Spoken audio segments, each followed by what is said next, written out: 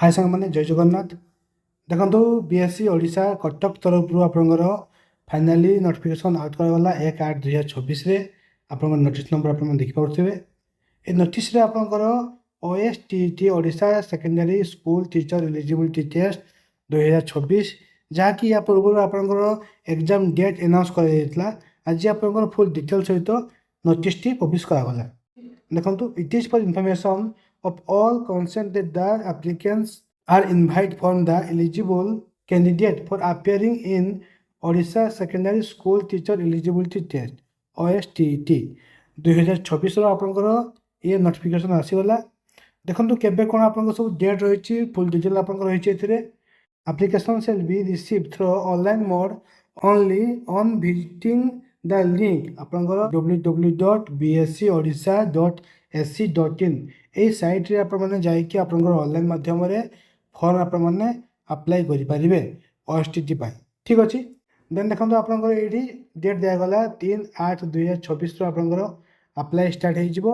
17/8/2024 ଆପଣଙ୍କର ରହିଛି and date. ଠିକ୍ ଅଛି। 3ରୁ ଷ୍ଟାର୍ଟ ହେଇକି ଆପଣଙ୍କର 17 ଯାଏଁ ଚାଲିବ ଆପଣଙ୍କର ଇଏ ଯେଉଁ ରହିଛି ଆପ୍ଲାଏ ପ୍ରକ୍ରିୟା।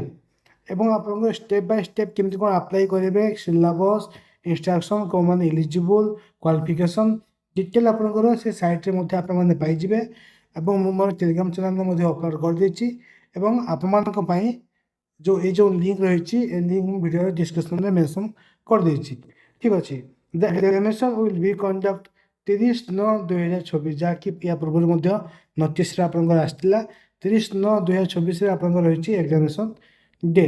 ठीक अच्छे पेपर 1 और पेपर 2 बोथ जो मैंने जो पेपर अप्लाई करेंगे से पेपर आप एग्जाम देवे 30/9/2024 9 AM रु आप 11:30 AM जाए एग्जाम चलो। ठीक अच्छे। आडमिट कार्ड जब आप देखिए तो आडमिट कार्ड आप अवेलेबल हो 20/9/2024 एवं बाकी तक डिटेल आपंकर देखो ये आपंकर OSTET 2024 फुल डिटेल आपंकर एलिजिबिलिटी रही आपंकर किए अप्लाई करेंगे और केबे कौन अप्लाई करेंगे सब किसी डिटेल आप मेंशन कराई। तो देखो आपंकर ये मेंशन करागला जे कौन एलिजिबल जो मैंने आप ट्रेनिंग कोर्सेस एवं करुवे कंटिन्यू कि पास आउट हो जाइए। ठीक अच्छे। जो मैंने आप कंटिन्यू कर ट्रेनिंग कोर्सेस जमीक कि आप DLED BLED ठीक अच्छे कि BEd ताहले से मैंने कौन करेंगे ना आप फाइनाल ईयर जो मैंने थे से मैंने ही आप एलिजिबल हो पारे। ठीक अच्छे। फाइनाल ईयर जो मैंने थे से मैंने ही एलिजिबल हो पारे कि जो मैंने पास आउट होती से मैंने ही आप एलिजिबल हो पारे।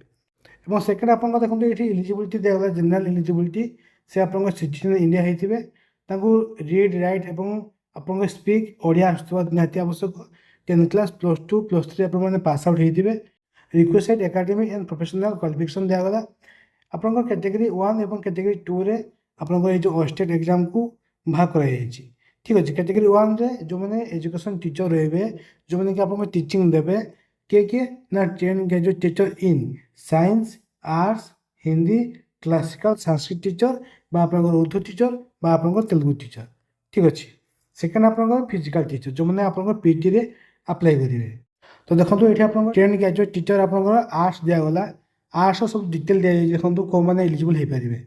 Bachelor degree arts commerce Shastri बा Sanskrit degree with 2 school subject आप जो बैचलर डिग्री करते से बैचलर डिग्री आप स्कूल सब्जेक्ट दुईटी आप निहाती आवश्यक से आप ऑनर्स हो कि इलेक्टिव हो कि पास हो कि ऑप्शनल हो। ठीक अच्छे। दुईटी एवं आप 50% मार्क रखिकी पास करेंगे जो मैंने यूर कैटेगरी अच्छा 45% मार्क रखिकी पास करेंगे जो मैंने SC ST हैंडिकैप कैटेगरी जो मैंने अच्छा SC BC। ठीक अच्छे। एवं कौन bachelor degree in education BEd 3 year integrated BEd MAd course NCT recognised institute रे आप करेंगे। देन सेकेंड आपको मेंशन करागला for your integrated BA BEd जदि करछंती ताहले मध्ये आप माने एलिजिबल हो पारे और रिकॉग्नाइज्ड इंस्टीट्यूट रे आप करेंगे और आपनकर से ऑनर्स इलेक्टिव पास ऑप्शनल आपनकर थिबो और स्कूल सब्जेक्ट आपनकर से मेंशन हेथिबो। ठीक अच्छे। और 50% मार्क आप रखिथे यूर कैटेगरी और 45% SC ST हैंडिकैप और SC BC कैटेगरी। ठीक अच्छे। तो ये आपनकर TGT आर्ट्स और आप देखो TGT PCM से सेम जिन आप बैचलर डिग्री आप साइंस BTech B और आप टू स्कूल सब्जेक्ट थी आपंकर कौन ना ऑनर्स इलेक्टिव पास ऑप्शनल एवं आप जो बैचलर डिग्री करेंगे से बैचलर डिग्री आपंकर 45% आपंकर रखिए mark S C S T handicap S C B C category और 50% मार्क आपंकर यूआर कैटेगरी पीसीएम और सीबीजेड टीजीटी पीसीएम सीबीजेड आपंकर एलिजिबिलिटी क्राइटेरिया आपंकर क्वालिफिकेशन डिटेल्स एवं आपने बीडी करेंगे 3 इयर बीडी कि 2 इयर बीडी हो कि 4 इयर बीडी हो ठीक अच्छे रिकग्नाइज इन्स्टिट्यूट रे देन आप हिंदी टीचर पर कौन दरकार ना बैचलर डिग्री करेंगे आप रिकग्नाइज यूनिवर्सिटी रे एवं हिंदी आपंकर गोटे सब्जेक्ट थी ऑनर्स इलेक्टिव ऑप्शनल पास जहाँ भी हो ठीक अच्छे एवं आपंकर परसेंटेज 50% और 45% आपंकर जहाँ सेम रही हिंदी शिक्षण पारंगत केंद्रीय हिंदी संस्थान आग्रा ठीक अच्छे BEd a course prescribe by NCTE from recognise university institute आप बीएचडी करेंगे कि हिंदी शिक्षण पारंगत केंद्रीय हिंदी संस्थान आग्रा करेंगे कि BEd in Hindi a course prescribe by NCTE from Dakshin Bharat Hindi प्रचार सभा मद्रास से आपने करेंगे कि B Ed from NCT recognise university institute आपने करेंगे एवं अदर देखो अदर आप दिगला bachelor degree from recognise university with minimum 50% mark in aggregate आपंकर 50% मार्क दरकार यूआर कैटेगरी और 45 वाला एसटी एससी हैंडिकैप और एससीबीसी कैटेगरी ठीक अच्छे आपने बैचलर डिग्री करेंगे मिनिमम आप 50% मार्क थी विथ एवं साथ कौन ना राष्ट्रभाषा रत्न आप हिंदी में रत्न करेंगे कि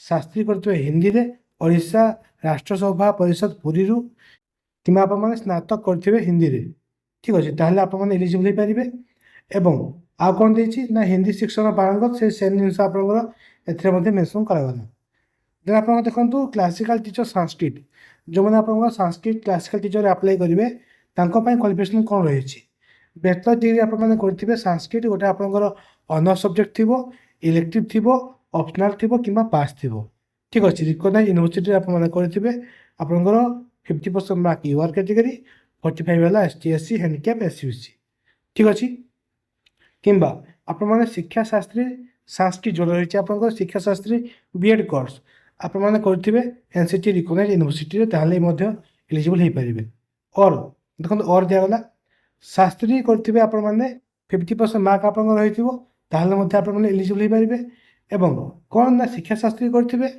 एनसीटी रिकग्नाइज यूनिवर्सिटी ताहले एलिजिबल हो पारे देन देखते आपंकर क्लासिकल टीचर उर्दू एवं क्लासिकल टीचर तेलुगु ठीक अच्छे आपंकर उर्दू सब्जेक्ट थी बीडी आपने उर्दू में करेंगे ताहले एलिजिबल हो पारे आपंकर तेलुगु आपने बैचलर डिग्री करेंगे आपंकर सब्जेक्ट गोटे थी ताहले आपने एलिजिबल हो पारे ठीक अच्छे और तेलुगु बीडी आपने करेंगे ताहले एलिजिबल हो पारे देन देखो आपंकर फिजिकल एजुकेशन टीचर आपंकर +2 आपने पास करेंगे रिकग्नाइज यूनिवर्सिटी और आपने सीपीईडी डीपीईडी बीपीईडी एमपीईडी रिकग्नाइज यूनिवर्सिटी आपने करते एलिजिबल हो पारे आपंकर पीजी टीचर एवं ये देखो आपंकर पेपर 1 पेपर 2 रही जो मैंने आपंकर कैटेगरी 1 रे जाउछंती से मैंने एजुकेशन टीचर जमती कि पीसीएम सीबीजेड आपंकर रहिला आर्ट्स ओडिया हिंदी संस्कृत ठीक अच्छे उर्दू तेलुगु ये सब आपने पेपर 1 रे अप्लाई करेंगे और पेपर 2 रे आपंकर ओनली पीटी टीचर ही अप्लाई करेंगे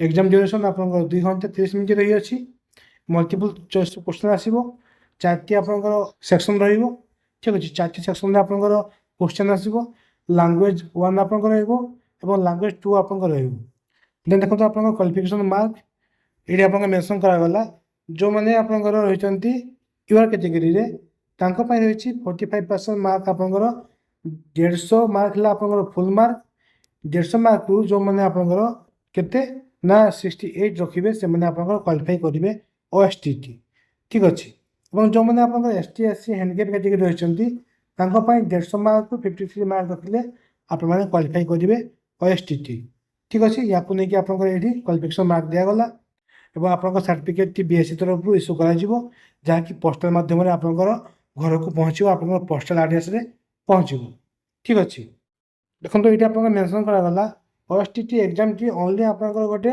एलिजिबल होगापाई गोटे एग्जाम ठीक अच्छे आपंकर टीचर होगापाई ओएसटीटी गोटे एलिजिबल होगापाई गोटे एग्जाम ଆଉ କିଛି ମଧ୍ୟ ନୁହେଁ।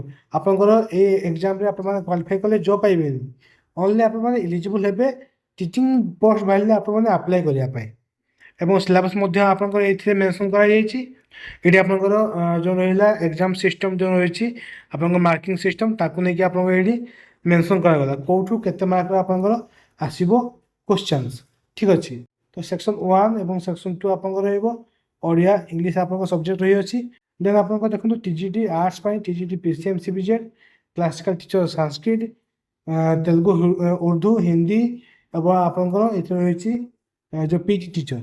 ଠିକ୍ ଅଛି। ସମସ୍ତଙ୍କ ପାଇଁ ଆପଣଙ୍କର ଏଇଠି ମାର୍କିଂ ସିଷ୍ଟମ୍ ଦିଆଯାଇଛି ଯେ କେଉଁ ସବଜେକ୍ଟରୁ କେତେ କେତେ ସବୁ ମାର୍କ ଆପଣଙ୍କର ପଡ଼ିବ। ତ ସବଜେକ୍ଟ ଆପଣଙ୍କର ଯେଉଁମାନେ ଆର୍ଟ୍ସରେ ଆପ୍ଲାଏ କରିବେ ତାଙ୍କ ପାଇଁ ରହିଛି ଓଡ଼ିଆ ଇଂଲିଶ ପଲିଟିକାଲ ଏବଂ ହିଷ୍ଟ୍ରିରୁ ଆସିବ, ଜିଓଗ୍ରାଫି ଏବଂ ଇକୋନୋମିକ୍ସରୁ କ୍ୱେଶ୍ଚନ୍ ଆସିବ। କେତେ କେତେ ମାର୍କ ଆସିବ ତା ମଧ୍ୟ ମେନସନ୍ କରାଗଲା। ଠିକ୍ ଅଛି।